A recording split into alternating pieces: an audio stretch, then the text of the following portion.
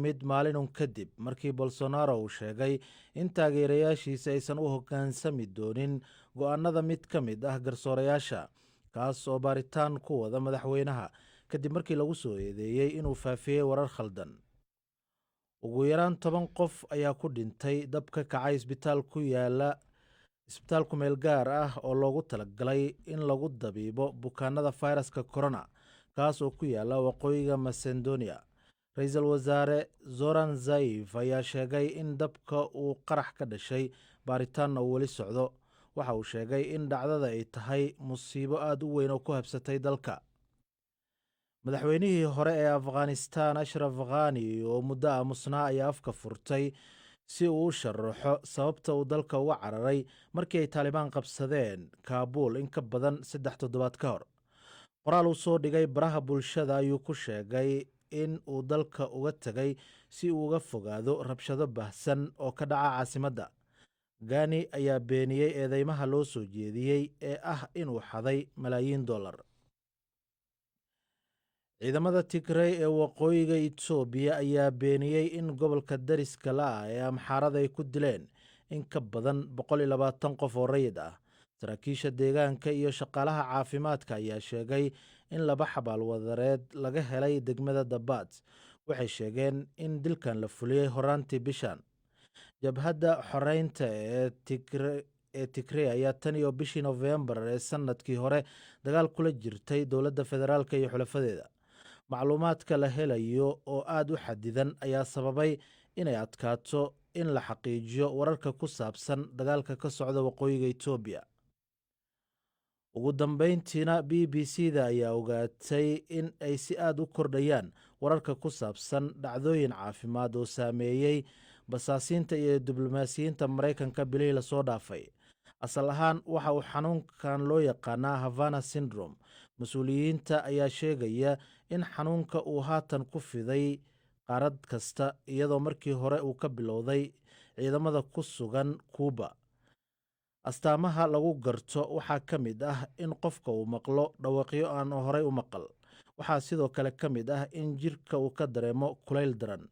warkiisa waxnimana waa naga intaa Kowsar. cabdiqaadir aad ayuu u mahadsan yahay. halka warkaasi aad ka dhegaysanaysaanna waa laanta af Soomaaliga ee BBC-da ee markana qaybaha kale ee idaacaddeenna subaxnimo.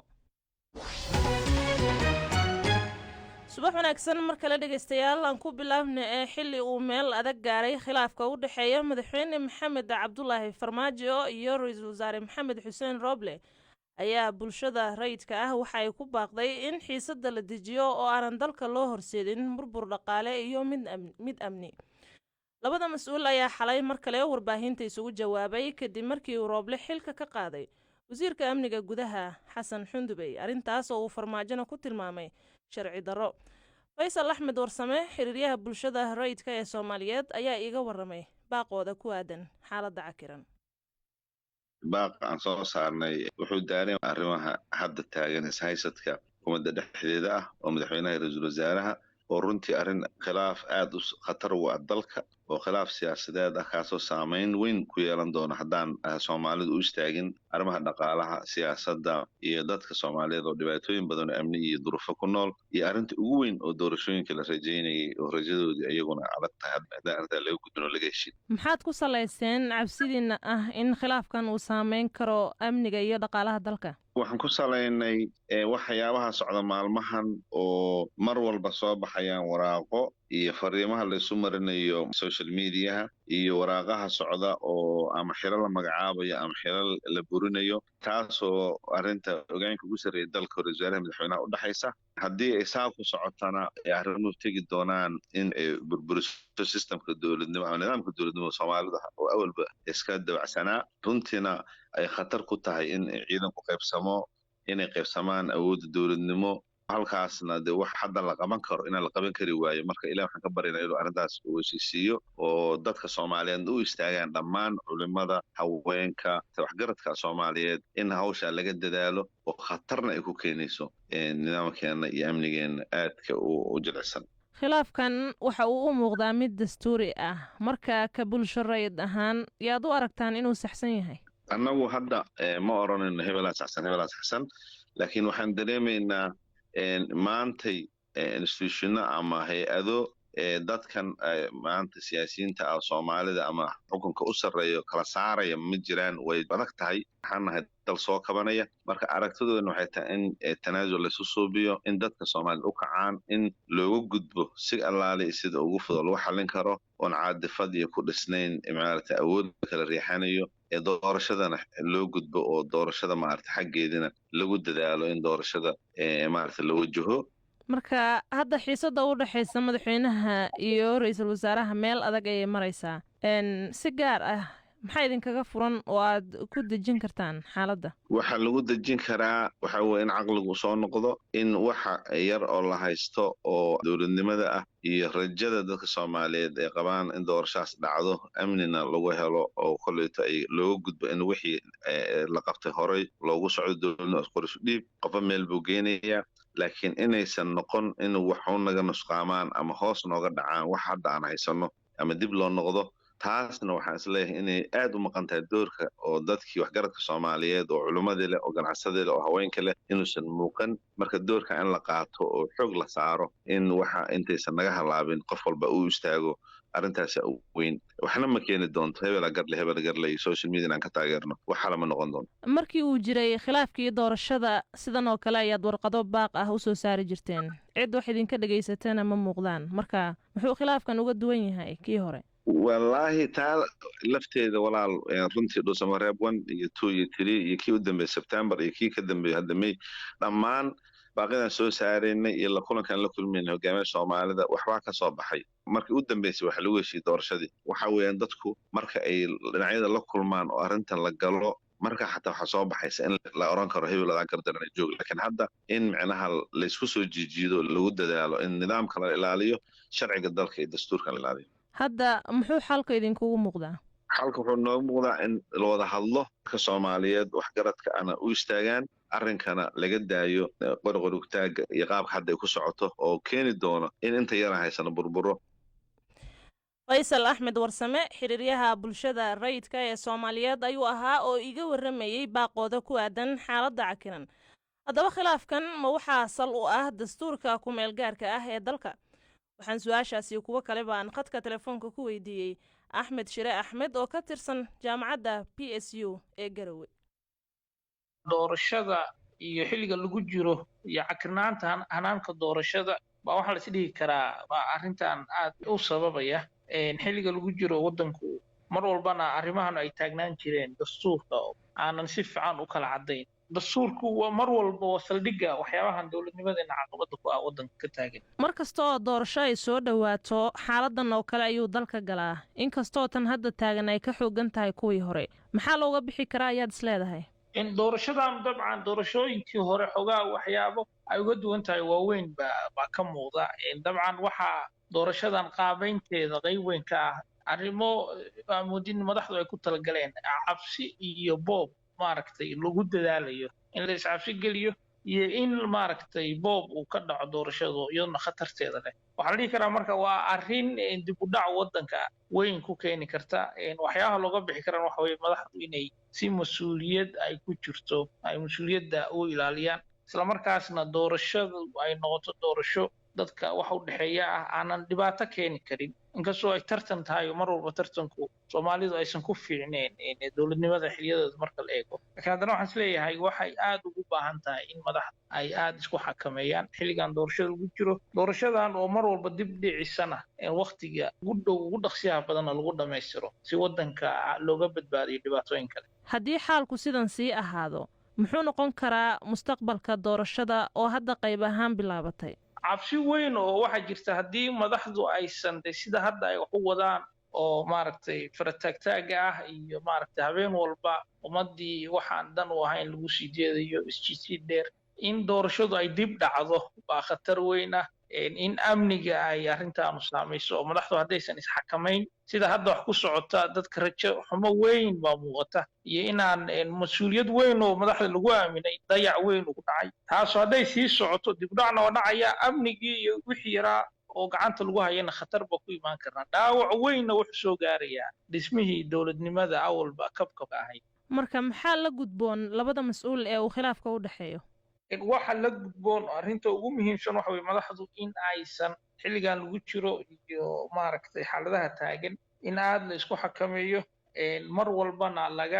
la yimaado tanaasulaad iyo waddan doorasho ku jira waxa ugu muhiimsan waxa weeye in madaxdu ay isxakamayso lana joojiyo dabcan habeen walba waxyaabahan lasoo saarayo oo keeni karaa in amnigii ay saameyn ku yeelato hirdankan doorasha lagu jira in doorashada laga wada shaqeeyo marka madaxda kale ee dalka iyo shacabkuba iyaguna maxaa la gudboon dabcan waxa iyadana muhiim ah marka saan oo kale ay dhacdo maadaama xilli lagu jiro doorasho baarlamaankii doorkooda uusan muuqan waxaa muhiima bulshada culimada iyo odayaasha dadka waxgaradka ah in waddanka aanan lagu eegan madaxdu haddii ay garan waayaan mas-uuliyaddii loo dhiibay in gacmaha la qabto la dhooday sidaan waa wax inaga wada dhexeeya laguma daawan karo iyagoo burburidaya haddii sidaan wax kusii socdaan amniga khatar ay geliso dabcan dee ninna uma roona cidna ma faa'idin cid walba waa khasaartay dabcan mas-uuliyaddana madaxda ugu saraysa waddanka qaadan doona marka waxaa la rabaa in bulshadu aysan aamusin hadda intay xaaladdu saa ku socoto in cid walba la hadlo xooga la saaro doorashada sida loo qaban lahaa axmed shire axmed oo ka tirsan jaamacadda p s u ee garowe ayuu kaasi ahaa qodobkaas iyo facebook aan eego dhegeystayaasheena waxay ka yidhaahdeen mukhtaar cusmaan faarax oo jooga gaalkacyo waxa uu leeyahay runtii waa wax laga xumaado khilaafkooda in masiirka ummadda soomaaliyeed la ilaaliyo waa muhiim waxaan madaxweynaha iyo ra-iisul wasaaraha u jeedinayaa inay danta guud wax walba ka hormariyaan si dalka doorasho xalaal ah ay uu u gaaro faarax maxamed xirsi good oo balanballe jooga isna waxa uu leeyahay soomaalidu waxay ku mahmaahdaa meeshii laba maroodi ku dirirto cawskaa ku burbura madaxweynaha iyo ra-iisul wasaaraha waxaan ugu baaqayaa inay dhimiriyaan dadka iyo dalka islamarkaasina ka fogaadaan wax kasta oo waddanka u horseedi kara khalkhal amni iyo mid siyaasadeed waa tahay waxay hayeen qaar ka mid ah dhegeystayaasha b b c da ee facebooka b b c waxaad ka heli kartaa wararkii ugu dambeeyey ee soomaaliya iyo caalamka oo dhan maalin walba wararkaasi haddii aan halkaa uga baxno waxaa lagu guulaystay in dib deegaanadooda loogu celiyo qoysas ka barakacay dagaal 2 bilood ka hor beelo ku dhex maray deegaano ka tirsan gobolka gedo dagaalka oo salka ku hayay dhul daaqsimeed ayaa la sheegay inay ku barakaceen qoysas badan iyadoo kadibna laga guulaystay in la heshiisiyo beelahaasi diriray heshiiskaas kadib ayaa ergadii dhexdhexaadinaysay waxay haatan bilaabeen inay dadkaasi dib ugu celiyaan deegaanadooda macalin xasan cali cabdille oo ah guddoomiyaha guddiga dhexdhexaadinta beelahaas ayaa b b c da uga warramay halka ay marayso hawshaas wuxuuna u warramay Siciid Xasan Anteeno dadka deegaanka dib loogu celinayo waa dadkii ka qaacay dagaalkii dhex maray labada beelood beesha reer Gawaweyn iyo beesha reer Fuqmad ku dhex maray deegaanka ay wada degi jireen luuq iyo dolow u dhaxeeyo una badan eeliyada dolow shaqaaqadaas oo qoraantii bishii 7 dhacday kadib markii ay heshiiyeen labada beelood laguna guulaystay in la dhexdhexaadiyo ayaa waxaan bilownay bishaan 6 ilaa 7 inay soo gudbaan dadkii goobihii ay ku kala qaxeen ay dib ugu soo laabtaan imis qoys ayaa haatan laabatay oo cadadda ma noo sheegi kartaa qoysaska noqday wallaahi inuu tir ahaan haddee tuulo ahaan baan koobi karnaa tuulooyinka dad fara badan oo qabiilasha fara badan baa ku noolaa waxaan soo marnay tuulo lahawday oo soonaha eeriya luuqa madhowey muxuu ahaa warliyaale hadaley bawiye deegreebe tuulooyin maxaan kuraa caam ku ah dadka yaan oo dadkii deganaa dhammaan wax go-ayn la siiyeybo ayaan u bilowna inay soo gudbaan taariikh 7 ka horey iyo dheegaad iyo shiile dhul la yidhaahdo oo tuulooyin eeriyaas ayaguna ayaa gudbaayay dhammaan go-ayd baa la siiyey dadkii waa isu yimaadeen dadkii soo gudbay iyo dadkii hore carrada sii deganaa oy ku kala qaxeen baa isu soo wada noqday dhanka kale laftooda tuulooyin baa ka qaxay iyaguna way soo noqdeenoo dadkii baa maaragtay ismarxabaynhayo waa la is-aaminay waa dhex joognaa insha allah xafladda dhammaan la isugu keeni doono cuqaasha iyo ugaasyada iyo dhammaan culamaaudiinka iyo waxgaradkoodana oo lagu khatimi doonana insha allah waan qaban doonaa si wanaagsan bayna hadda u socotaa ilahay baa maanta iskale dadkan in muddo ka hor ayay kasoo barakaceen goobaha ay haatan ku noqonayaan marka maxaa uga horeeya si ay noloshooda dib ugu soo kabaan waxay u baahan yihiin kolley dadku waa dad danyara beeraley ah xilligii hadda ilaa 2 bilood iyo maalmo dheeraada ayay ka maqnaayeen goobahoodii inta badan dadka weliga degay u badnaan dadka hadda ka qaxay tuulooyinka eriyadaas weliba jubba hareerihiisa tuulooyin fara badan oo ilaa 22 tuulo gaar ayay ka qaxeen noloshooda waad garan karta qofku wuxuu tabcanaya oo beeraha haddii mar dalag khasaaray kii saarnaa iyo kula tabci lahaaba wallahi noloshooda ma fiicno ay u baahan yihiin nolol bini'aadan loogu gurmado cid kastoo caawin karto waana ugu baaqayna hadday heer maamul iyo deegaan tahay iyo hadday hay-adaha caalamiga ah ee samafalka tahayba inay dadkaa waxay taaran karaan ay ku caawiyaanna maadaama aan xog badan ka ognahay oo dhex joogno ergadii hawshaas walaalahiisii muddo bilooyin aan nahay waxaan ugu baaqayna hay-adaha samafalka iyo cid kasta oo gacan ka geysan karta inay caawiyaan noloshooduna hadda runtii way jirtaa hay-ado caawiyey markii hadda ay joogeen dhanka gado webiga dhankiisa kale ah macnaha gaarsiiyey oo hadda markay gudbayaan xoogaa saxay oo yar inay wataan weelashooda aad ku arkaysa laakiin wax rasmi ah oo hadda la dhihi karo noloshooda dhasba ugu tirsanaan karta maaha yaa damaanad qaadaya inuusan mar dambe dagaal dhici doonin waa cilmu qayb ilaahay baa cilmi leh annagu ma dhihi karno annagaa damaanad qaadayna qof heel baa damaanad qaadaya ma dhihi karno tan nabad dabaa la gaaraa wax iska dhici karaan taas wax damba wey annaga hadda jawaabtaas qoba ilaahay la jiro annaga ma ka jawaabi karno inay wax dambidii isaga dhacaan baa iska suuragala inaysan weligeedba dhicin baa laga yaabaa laakiin annaga waxaan ku aamini karno dadka hadda in goobahooda ku noqdaan oo la aaminsiin kara ama ay aamini karaan baan aragnaa oo dadkii dagaalamay ayagaa ay ka godaan nabaddu ayagayna ka timi ayagaa aqbalay doortay daan usoo jeedinayna isu keennay waa aqbaleen way aamineen nabadooda laakiin wixii dhici doona taa ilaahay bay la jirtaa heshiiska ay ergadu wada gashay maxaa kale oo hadda ka hirgalay heshiiska lamar one waxaa ka hirgalay kow horta xabadda in la joojiyo oo labada beeloodba ay xabadda joojiyaan xilli hore oo muddo ay hergashay brosees dheer baa la maray heshiisyaa la qoray heshiisihii baa la wada saxiixay la wada aqbalay qaybihii fulintaa lagu jiraa ilaa dhowr qodob baa laga gudbay qodobadaas oo qoraal leh ayaa lagu heshiiyey haddana ayagii baa la fulinhayaayo maaragtay hadda mid dul istaagaya si loo fuliyo wixii lagu heshiiyey macalin xasan cali cabdille ayuu kaasi ahaa oo u waramayey siciid xasan anteno markana fanaanada hiraad tekle haymanot oo u dhalatay dalka Itoobiya kuna luuqaysa heeso af Soomaali iyo Amxaari ayaa sheegtay inay fanka ka soo baratay jaamacad ku taala magaalada Addis Ababa haddaba sida ay ku baratay af Soomaaliga iyo waxa ay ku jeclaatay inay qaado heesaha Soomaaliga ayay ugu warantay wariyaha BBC-da Faadimo Taxadar Yuusuf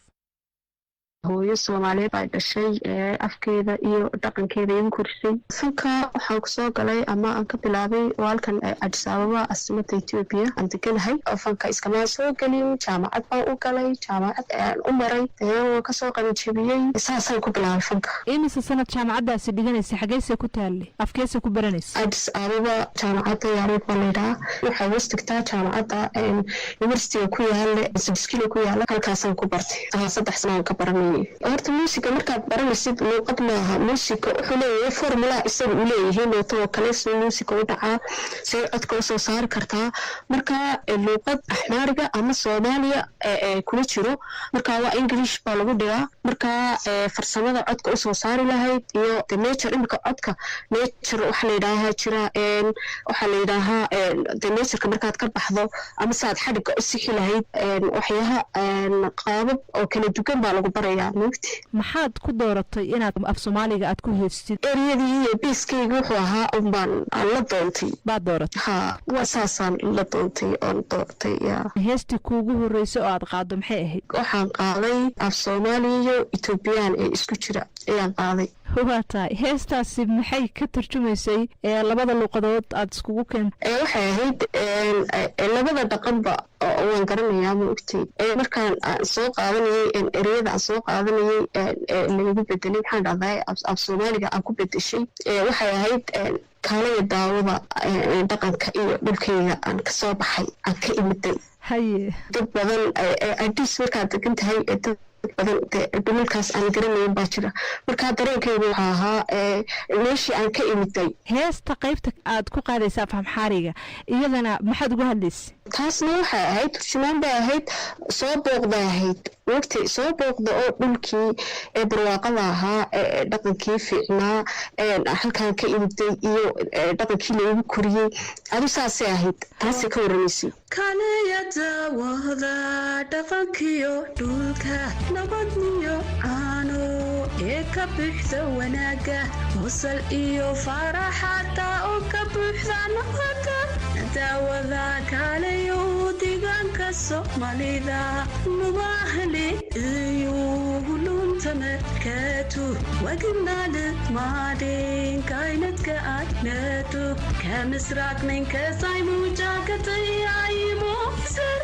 ጉራበሉ ቤት ለእንግዳኑ ልመዱ ሀገር ካለየተ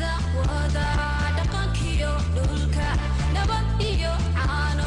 ኤከብሕደ ወናጋ ወሰል iyo faraxada kabbuuxda xafada la daawada kaalayo dhigaanka Soomaalida lubahle yulunta makatu wadnal maadi kainadka aynatu kamsraaqnay ka tayruja ka tayaayimo fanaanada hiraat ayay ahayd oo u waramaysay Faadum Taxadar Yuusuf halkani waa BBC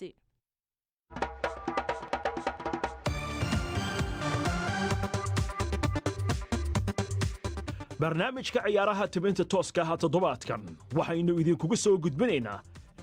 ciyaarta dhaaftay kulanka adag ee lagu ballansan yahay garoonka King Power Stadium ee kooxda Leicester City ay ku qaabilayso kooxda Manchester City oo horyaalka daafacanaysa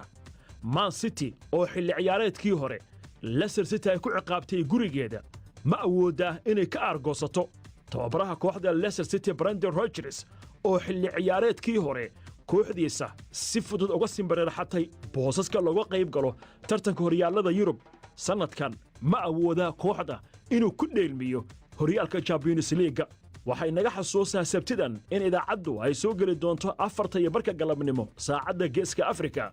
tabinta tooska ahna waxay noo bilaaban doontaa 5 galabnimo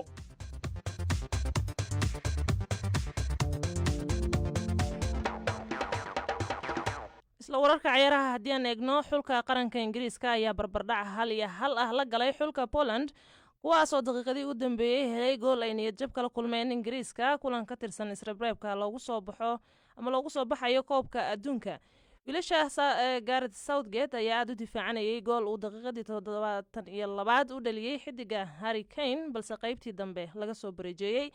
Jarmalkana waxa uu 4-0 ku xasuuqay Iceland Jarmalka 4 gool waxa uu kala dhaliyay Serge Gnabry Antonio Rudiger Leroy Sane iyo Timo Werner Talyaaniguna waxa uu 5-0 uga badiyay xulka qaranka niraahday Lithuania waatahay markana barafka ku dahaaran fikta sare ee buurta ugu dheer Afrika ayaa la rumaysan yahay inuu si degdeg ah u dhalaalayo isla markaana uu muddo 10 sano ah gudahooda uu ku milmi karo sababo la xiriira isbeddelka cimilada waa sida ay sheegeen saynisyahanada cimilada buurta Kilimanjaro ee dalka Tanzania waa meesha kaliya ee Afrika ku taala ee sanadkii oo idil uu barafka ku dahaaran yahay dalxiisayaal badan ayaa jeclaysta inay markaa ku boodaan dhakada sare ee buurta wariyaha BBC-da Salim Kikeke ayaa tagay buurtaas isla markaana nooga diyaariyay warbixintan Faadumo Macalin Abuukar ayaa soo jeedinaysa waxaa wejiga iga dhacaysa dabeesha anigoo u sii socda dhanka buurta Kilimanjaro taariikh gaar ah ayay ii leedahay waxaan ku dhashay magaalada yar ee Moshi waxaana ku soo koray anigoo maalin walba arki jiray fikta sare ee buurta oo uu baraf ku dahaaran yahay way adag tahay in la sawirto in sanadka 2030 uu gebi ahaanba milmi doono barafka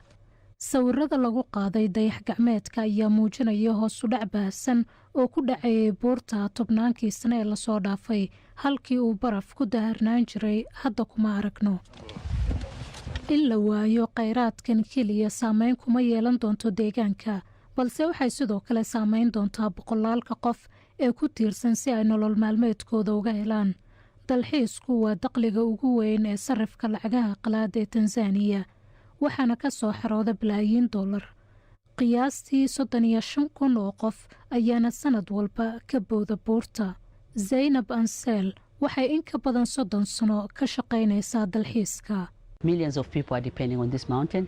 malaayiin qof ayaa ku tiirsan buurtan gaar ahaan dadka ku hareeraysan Kilimanjaro iyo dadka deegaanka iyo xitaa caruusha sababtoo ah markii aan helno hal macmiil waxaa wada qaybsanaya dhammaan dadka ka shaqeeya Kilimanjaro marka tani xaqiiqdii naxdin weyn ayay inagu noqon doontaa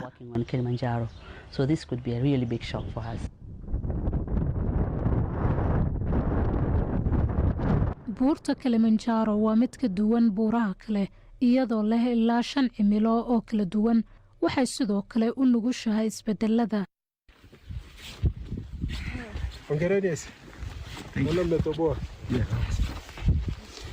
waxaan ugu dambeyn gaarnay fikta sare 5895 mitir ayna ka sarraysaa badda. cimilada halkanna waa mid aad u qabow waxaana ku dahaaran baraf. waxaana jeclaan lahaa in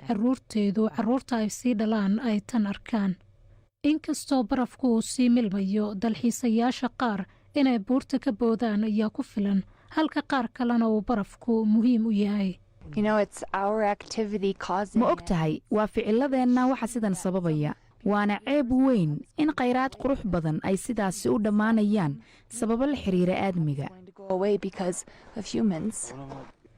haddii aan u soo laabanno salka hoose ee buurta, dadka deegaanka durbawa ay dareemayaan saamaynta barafka sii dhalaalaya.